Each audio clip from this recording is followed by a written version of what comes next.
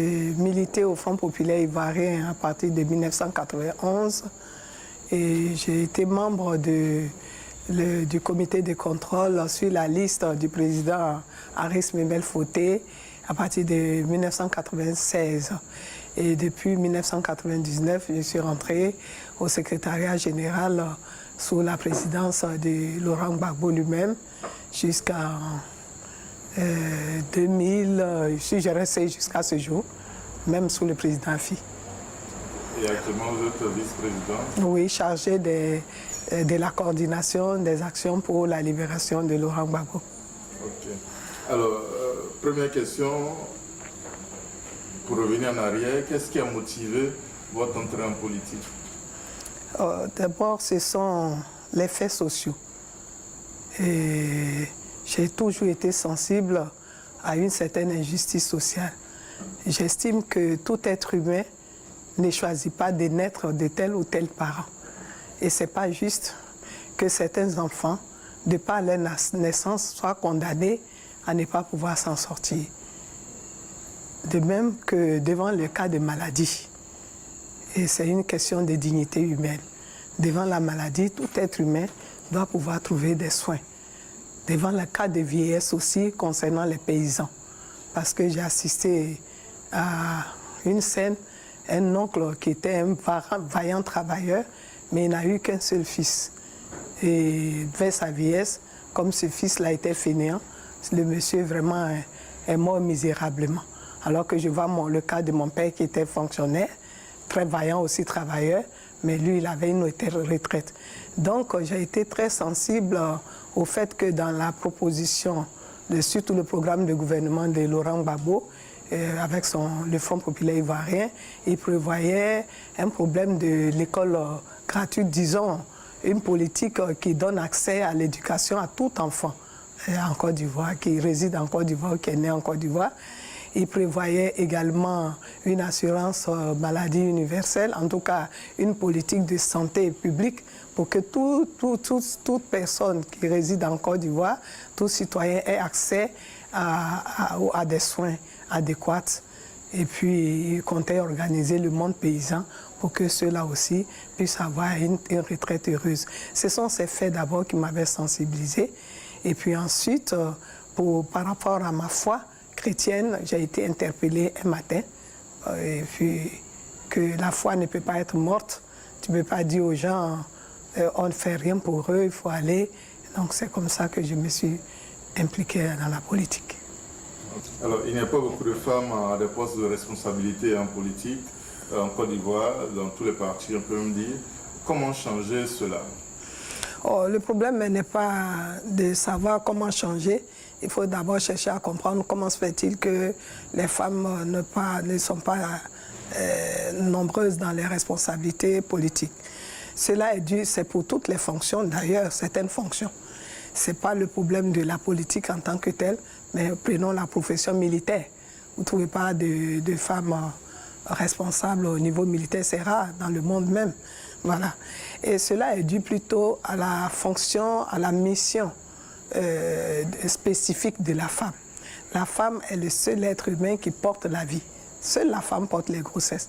Même aujourd'hui où ils font les fécondations in vitro, c'est bien une mère porteuse, on trouve bien une mère pour porter.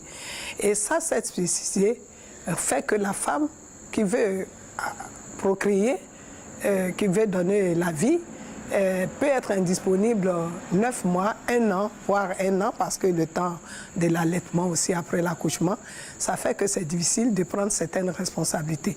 Pas parce qu'elle n'a pas la capacité intellectuelle, morale pour l'assumer, mais cette charge sociale-là, cette responsabilité dans la société humaine est très importante. Parce que s'il n'y a pas de femmes qui acceptent aussi de jouer ce rôle naturel que leur a été conféré par le divin créateur, mais il n'aura plus d'humanité aussi. Voilà, c'est ça qui explique qu'il n'y a pas beaucoup de femmes à certains postes de responsabilité. Vous avez assumé de très hautes fonctions au niveau de l'Assemblée nationale. Oui. Comment cela s'est passé, l'interaction avec vos collègues hommes, même au niveau international? Voilà, okay. Mais justement, je n'ai jamais voulu aller en politique. Hein. Vraiment, c'est le métier que je n'ai jamais imaginé intégrer dans mes rêves, même les plus fous. Bon, je suis venue, comme je vous ai dit, là, un appel de la foi. Et mes enfants m'y ont encouragé. Mon fils aîné notamment disait, mais maman, tu disais que nous étions en bas âge, tu ne voulais pas nous laisser. Maintenant, nous sommes grands. Le dernier avait 11 ans quand on me proposait d'entrer au secrétariat général où j'hésitais encore. Et l'aîné m'a encouragé, mon époux aussi m'a encouragé. Et c'est comme ça que je suis partie. Mais eux-mêmes, ils ont vu aussi, de temps en temps, ils voient bien les frustrations. Mais bon, comme c'est eux-mêmes qui m'ont encouragé, ils n'osent pas trop se plaindre parce que c'est celle qui rangeait tout, qui suppliait tout, qui était la secrétaire de la maison. Mais maintenant que je ne suis pas là pour jouer ce rôle, et ils sentaient que c'était un sacrifice, mais comme ça a été consenti par tout le monde, c'est pour ça que j'ai pu rester libre. Okay. Alors, vous avez été nommé récemment pour coordonner les actions pour obtenir la libération de l'ex-président Laurent Gbagbo. Première partie de la question, avez-vous été volontaire pour le poste et comment comptez-vous y prendre pour obtenir sa libération? Volontaire, vous voulez dire que j'ai cherché à avoir le poste? Non, non, non. Non, pas du tout. Et le président du parti m'avait proposé cela dans un premier temps, de manière informelle. Et puis je lui avais même dit que, en tant que secrétaire général du CNRD, nous avons créé une cellule spéciale pour Solidarité pour Gbagbo. Donc ça allait faire un peu double emploi si au FPI aussi, mon parti d'où je viens, parce que le FPI est un membre du CNRD. C'est à ce titre que je suis secrétaire général du CNRD. Pour assurer l'intérim d'ailleurs de Mme Gbagbo, qui était secrétaire générale du CNRD. Alors, puis il est revenu encore une deuxième fois. Bon, après un peu de réflexion, j'ai accepté. Voilà. D'accord. Et les actions pour arriver à l'objectif?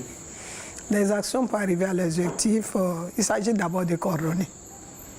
Donc, il nous faut un cadre pour coordonner. J'ai fait des communiqués dans ces temps-ci pour créer une fédération de toutes les actions pour la libération de Laurent Gbagbo. J'invite toutes les organisations qui militent pour la libération de Laurent Gbagbo, qui soutiennent la cause de Laurent Gbagbo, de venir adhérer à cette fédération que je vais piloter en tant que coordinatrice des actions pour la libération de Laurent Gbagbo.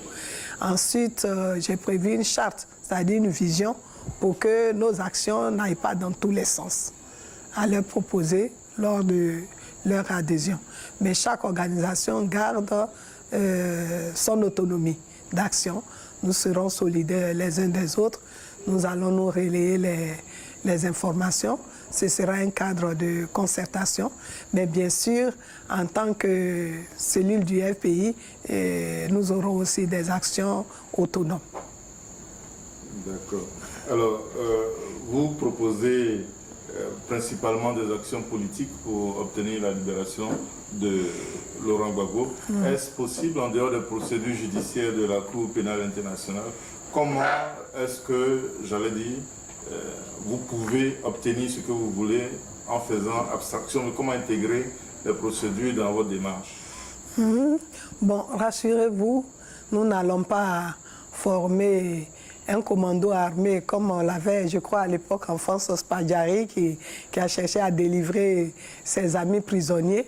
Ce n'est pas le cas. Vous me voyez bien que c'est vrai qu'il a existé Jeanne d'Arc, mais moi, je suis loin d'être une Jeanne d'Arc. Nous sommes dans le cadre politique et ce sont des actions politiques que nous allons mener pour influencer la procédure, justement. Et vous savez qu'une infraction, c'est tout fait, action ou omission, qui est susceptible de troubler l'ordre public ou qui a troublé l'ordre public et en tant que tel qui est sanctionné. Et la justice pénale punit, sanctionne au nom du peuple, au nom du fait que la conscience humaine a été troublée, la conscience humaine a été choquée, surtout les fameux crimes contre l'humanité. Alors, est-ce qu'une personne qui n'est pas cause de ce trouble-là, de ce qui s'est passé en Côte d'Ivoire, peut être incriminée pour crime contre l'humanité? Donc, nos actions politiques pour montrer que c'est la répression de l'innocent qui devient un crime contre l'humanité, qu'il y a bien des personnes qui ont commis ce crime contre le peuple de Côte d'Ivoire. Et c'est ce qui est choquant, il faut trouver les coupables ailleurs. Nous influençons ainsi la procédure judiciaire. C'est-à-dire que le juge, n'oubliez pas que le juge selon son intime conviction. Et que ce soit le procureur ou les magistrats, ils instruisent, ils enquêtent à charge et à décharge.